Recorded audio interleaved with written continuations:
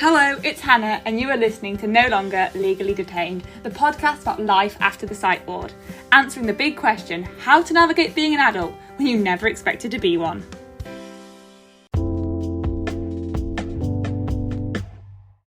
Hello, and welcome back for another Thursday episode. Thank you so much for joining me. Thank you for everyone who is liking, listening and sharing the podcast. It means so much. Today I'm going to be talking about the fact that life is just a lot. Sometimes a lot, and sometimes even too much.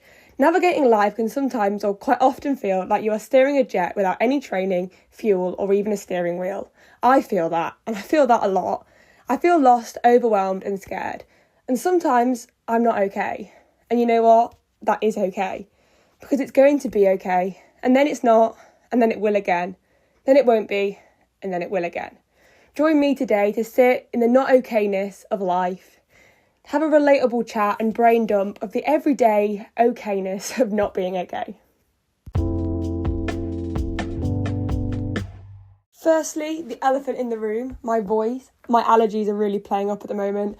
I am suffering quite a lot with them. I'm now on an inhaler and increased my dose of medication, so hopefully that will make it better. But I'm afraid for today we're going to have to roll with the slightly croaky, strained voice vibe that's going on here. So when I was thinking about what to film for today's episode, I had a few different ideas, and then I was just kind of sat there the other night thinking everything's just too much, but I know that I'm going to be okay. And sometimes I feel like I'm not okay, but I know ultimately that I will be. And I thought that's quite probably a relatable thing for a lot of people.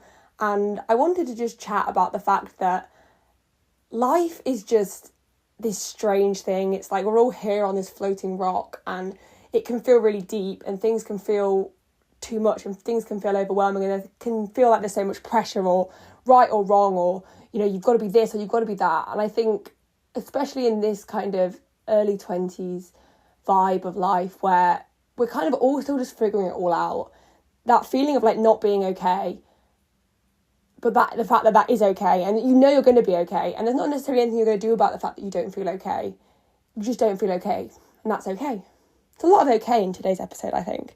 But yeah, I don't know whether that makes any sense, but I feel like this was something I really wanted to chat about, because I think there's so much pressure to either be okay, or the pressure it's okay to not be okay, but then you've got to be dealing with the fact that you're not okay, and what you're going to do about it to make yourself feel okay. And actually sometimes, as long as you're safe and not hurting anybody else, not hurting yourself, and sometimes things just don't feel okay, and that is fine. You just sit in it, and you know that eventually it's going to move on, and you know the strategies, and you've got things that you can do to improve it. But in that moment, you can't really be bothered, or you can't do anything at that time, or you just need to sit in it and rest, and that's okay. And that's kind of what I wanted to talk about today. Because I think ever since I finished my course in April, I had so much structure before that. And I think before that, I'd been spent a long time in and out of hospital.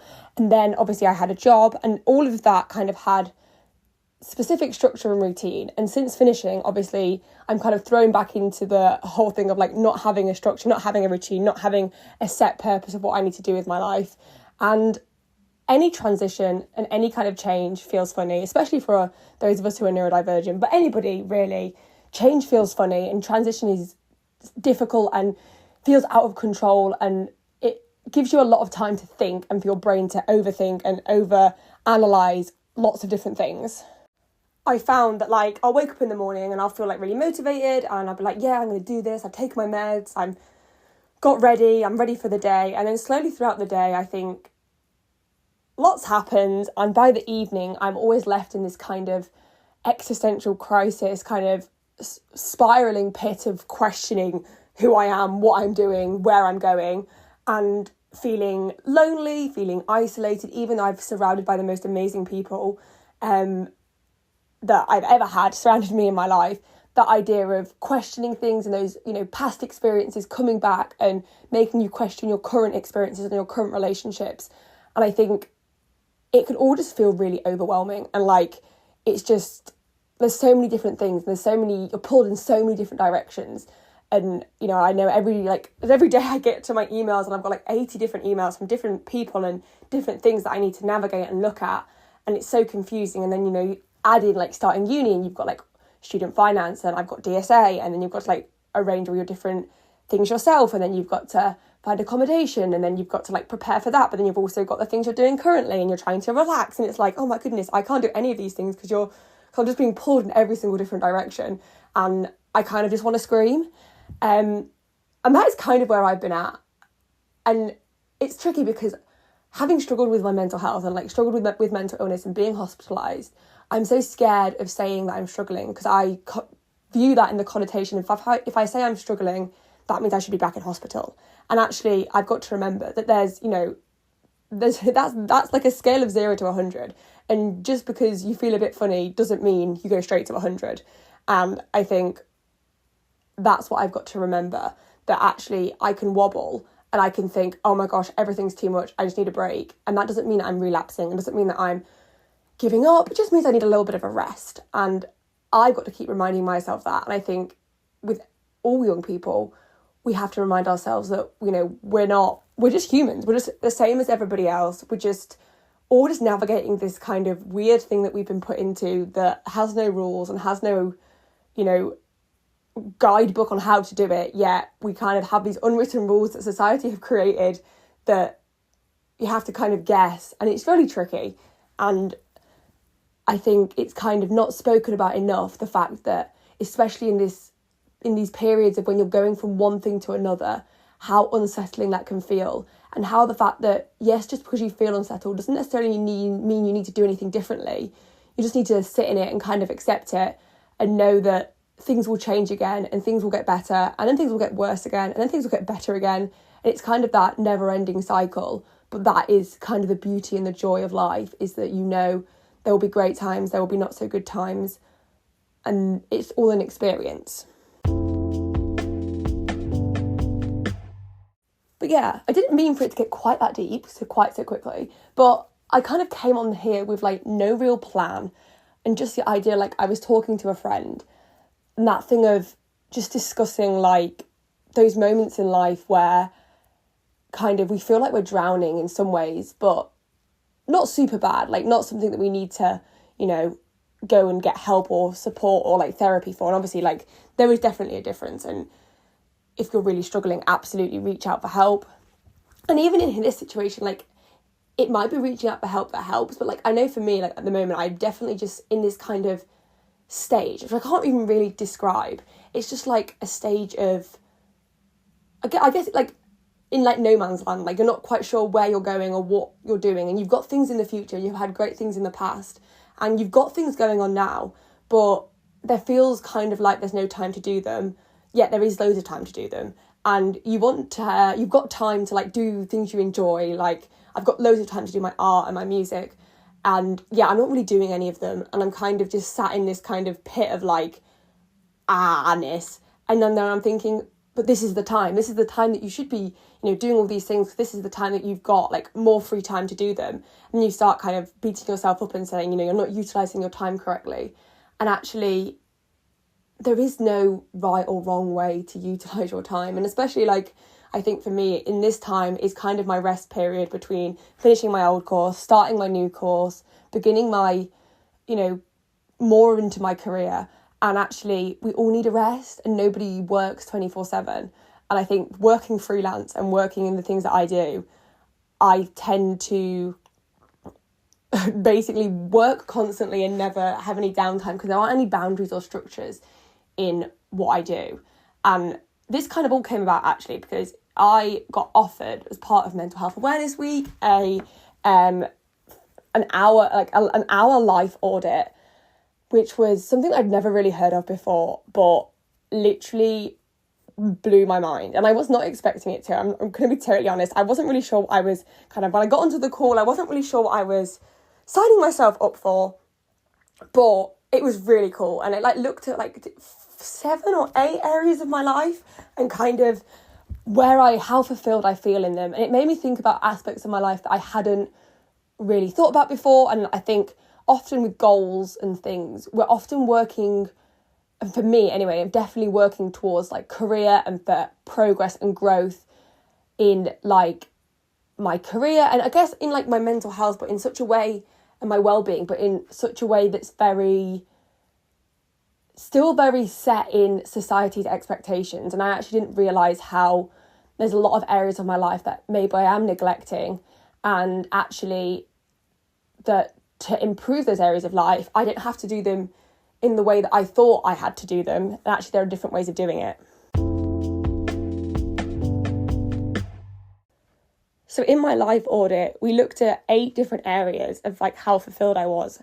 And the two main focus and priority areas that actually came out were my finances and health, which is interesting because if you'd asked me, finances would definitely be one, because let's be real, like finances are always an issue, but I wouldn't have put health at the top. Whereas actually thinking about it, like listen to my voice, of course my health is not doing great, but I would have put like my career and my personal growth as things I need to, work on more. But actually having like thought about it, I'm actually doing well in those areas, and I might not be where I want to be per se, but actually, I'm very much at the beginning of my career and my life, and I'm setting my expectations against someone who's done this for a lot longer. And, it's all a process and it's all part of like growing. And then as part of that, so we'd kind of gone through all of the areas, and then we set some goals, and it was so like refreshing to like break down the areas and like look at the little goals that I could set myself. That, I always think about like setting goals, and it feels like, oh, that is just so much. Like I can't set, such goals. I can't, it all feels too overwhelming. There's too much I need to change. But actually, it was kind of just really simple, tiny little things that I could do that over time will make such a difference. And it's like with my health, I've definitely realised that there's been a lot being neglected there, and I want to change that, but it felt like too much of a big thing. And again, with having struggled with eating disorders, that whole wellness and health movement is so tricky and triggering. And so I kind of wanted to stay clear of any kind of goals relating to health, because I felt that was not going to be helpful for me. But actually, health and fitness and goals don't have to be anything to do with fitness or exercise necessarily, or like eating healthily. And mine aren't anything to do with that, but actually they're goals that will improve my overall health. And I think that's been so helpful to kind of look at how I can improve aspects of my life that I didn't really realise were quite as bad as maybe they are. And with that, I think comes friendships and relationships, and something that in transition periods are definitely really tricky. And I think they're tricky for all young people. And having been someone who didn't really have any friends for a very long time, it wasn't something that I necessarily knew how to navigate or really understood. And it's since, having more friends and kind of making more connections with people, but also watching other people's friendships and watching other people's connections. And it's really helped me kind of, not just for myself in friendships and relationships, but like look at kind of the world and connections in a different way. And having been obviously always autistic, I never really got friendships. But it's realising now that obviously I'm PDA, and actually we are very socially driven, because I've always wanted friendships. I've just never really known how to do them, how to navigate them. But also the fact that I've kind of had some friendships, but I only had them on a very surface level, because I didn't understand like the nuances that come beneath friendships. And it's actually like having not really had any friends, and then kind of slowly building up more friends again, and watching and kind of observing, and having such a low bar, I guess, in some ways, and low pressure on myself in friendships has massively helped me. And I think there's so much pressure on friendships, and I think there's so much pressure, especially like when we're going off to uni, that idea that you're going to make your best friends for life. And you might, and that's really great, but you also equally might not. Or you might make your best friend for life on the course you're doing, but you may never speak again. And I think there's just so much pressure and like so much scariness when it comes to friendships and that feeling of being alone. And that's another thing I wanted to talk about at another time, was like loneliness and the idea of loneliness and mental health in young people. So I think it's such an interesting topic. But for today, I'm sticking with the kind of friendships and the not okay vibe. And I think having that idea that people who are meant to be in your life will be there, and they may come and go. And that's really hard, especially for someone who's never had friendships. But actually in some ways I feel like it is easier for me because I had the experience of not having anybody. Then when I have people, I guess I'm know that if they leave, I've done it before, which kind of sounds a bit weird, and I don't know whether I'm wording this very well, but I think it's given me this kind of, and it's very rare for me to be kind of a live and let live kind of person, because I'm really not, but like with the friendships, and I think that doesn't mean that I don't value friendship so much, and like my best friends at the moment are truly the most amazing people in the entire world, and I never ever want to lose them, and never want to let go of them, and they're amazing. But I think the reason I've got to that, and the reason why I've got people who truly are my people and accept me for who I am, and I hope that they feel too that they can be themselves around me. And I think that, yeah, I might not have one massive group of friends, but the friends I have got, there's true meaning behind it. And I think in this world where we are constantly bombarded with everything, with so much is going into our brains all of the time, and there's so much pressures, and that's not just, I have spoken, I think last week maybe, about the pressures of, success and academics and career, but there's pressures in terms of friendships, in social life, in terms of, there's just pressures in absolutely everything. And I have found that the way that I've been able to help myself and improve my mental well-being is trying to reduce the pressures on myself, and part of the way I did that has definitely been in friendships. And interestingly, when I reduced the pressure on myself for friendships, I have then met some of the most amazing people and now I do feel like I've got some really great close friends. And I think it's interesting, and it is that ironic thing that people say, when you're looking for something, it never comes. And that's really annoying and cliche, but I guess it's kind of true.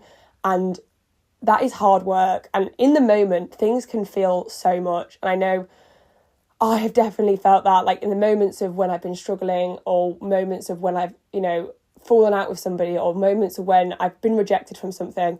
And in that moment, it feels all encompassing and all consuming, and like that is the end of the world. And in that moment it is, but in the grand scheme of things of life, like life is such a bizarre concept. And for some people, I guess that probably makes them feel worse, and like kind of existential crisis-y kind of vibe. And I guess sometimes it does for me, but mainly I think thinking of life as just this really bizarre concept has helped so much, because I put so much pressure on myself and so much need to do right and wrong, and that I've got to, make the most out of every single moment. And like, what happens if you do something wrong, or what happens if you don't do the right thing? What is going to happen? And obviously, there are things, but actually this whole concept is just bizarre. But actually that's really freeing, because ultimately, don't commit crime, but like there's nothing, if you choose the wrong course or you lose a friendship, yeah, it's horrible, but we're all just on this floating rock, and you never know what's going to happen tomorrow. So that was really, again, quite deep, and I just moisturised my legs, and I'm sat on the floor, and I'm just sticking to me, and it's sensory not fun. But actually, that on a note, if any of you are autistic or have sensory issues and know of a good sun cream to use, please let me know, because I am not okay with sun cream. And I've yet to find a sun cream that, I'm not allergic to, because I found a really great face sun cream that I was massively allergic to. Peak times. But I cannot find any kind of sun cream that is not an issue. And I like moisturising. I want to be this person who moisturises, but now I'm literally sticking to things and it's horrific. So yeah, any tips on sun cream for autistic people would be very much appreciated. But now I've lost my train of thought. What was I talking about? It's come back. The okayness of not being okay and just sitting in the not okayness. And yes, interesting concept. And I think this came about a lot because I was sitting in the evenings. I've been struggling like more than I have been in the daytimes. And I say struggling like really in the loosest of terms. And in terms of like, it feels a lot, but it's fine because I do know that it will feel okay again. And especially like at night, like I definitely have, and I don't know whether this is like the ADHD meds, and to be fair, like now I've got, because I take 2 lots of ADHD meds, so like 1 in the morning and then I used to take 1 at lunchtime, but then they don't have any of the ones that I take at lunchtime. So then I was definitely struggling way more in the evenings. And actually now that I'm on another dose closer, I've got another medication, that's definitely helped. And I think that was part of my issue. But I definitely at night, my mum always says to me, don't think after 4 p.m. because as soon anything I think about at night seems to catastrophize and spiral. And I'm really trying to not think about anything after 4. And she used to say this all the time and I've never listened and bad things would happen. But now I'm trying to, as annoying as it is, because I really do hate it when Beverly's right. But, you know, we have to admit that our parents are right sometimes. If I sit in the whole thing of like, right now, this feels like the biggest thing in the entire world. And I feel like I'm going to die. I feel like it's the worst thing ever. I feel like I can't cope, that life's over. But I know if I go to sleep or just sit in it, kind of distract myself in terms of like doing something else, like literally just sitting in the feeling, like not fighting it, and actually just sitting in it. Because the more I fight it, it's like, you know, they say like the thing like when something's dying, it fights back harder, doesn't it? And I think that's definitely that thing with the thoughts, that if I'm fighting it, it hits back 3 million times harder. And just, you know, kind of accept that that's the thought.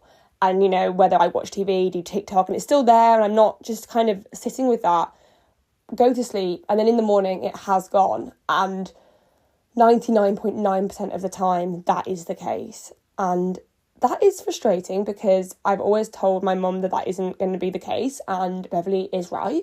So, you know, well done, Beverly. I hope you're actually listening to this episode. But I think that is something that is so true. And that's kind of, I guess, a lot of those things that we're told, like to help our mental health, don't help in the crisis moment and don't help necessarily when we're younger. It's once we've done the work that they help. And I guess that's a conversation, I guess, for another day.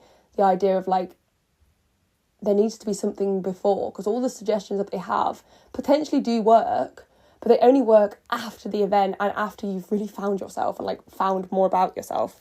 So yeah, I'm on a complete tangent there.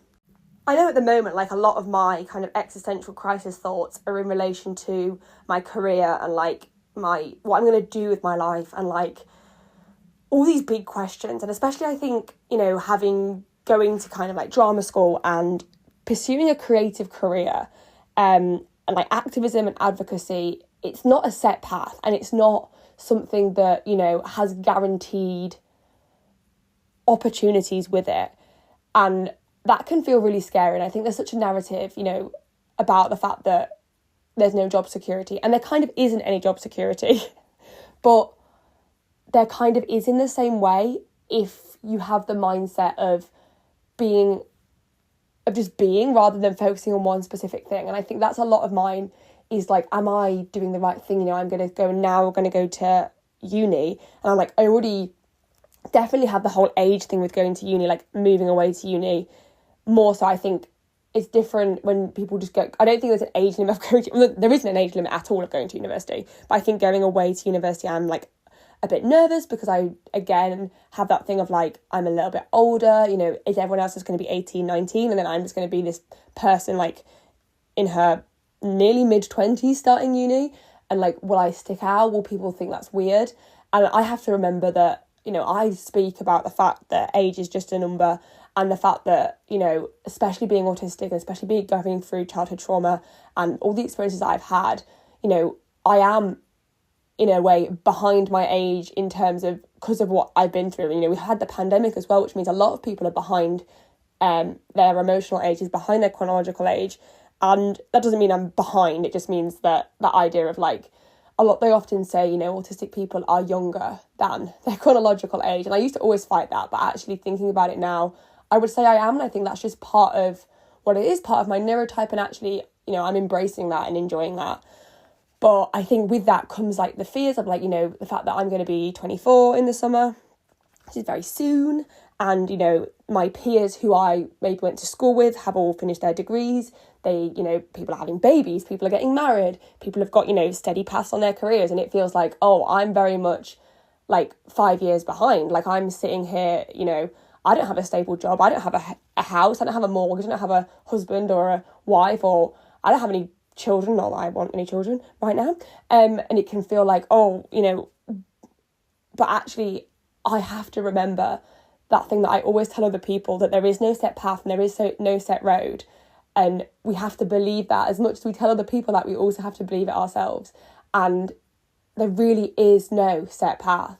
And that is the okayness of not being okay, but then being okay is the fact that we're going to have those thoughts and those feelings, and we don't need to fight them. We can allow them just to be, but accepting that ultimately we know deep down that they're not true, and that they will pass, and we will have amazing moments again, and we'll have difficult moments, but all in all, it will be fine, because it always is fine, even when it's not fine. And I think having learned from what I've been through, and I think I definitely have such a fear of things being okay, and I think that's definitely part of what I'm struggling with at the moment, is I'm so scared for the next moment that it's going to go really wrong and it's going to be really bad and I'm going to get really hurt, and I'm terrified of that happening. And I know that pain, and I really don't ever want to have to feel that pain again, and I know that I probably will, and therefore I'm saying to myself, well, don't feel the joy because that pain is coming.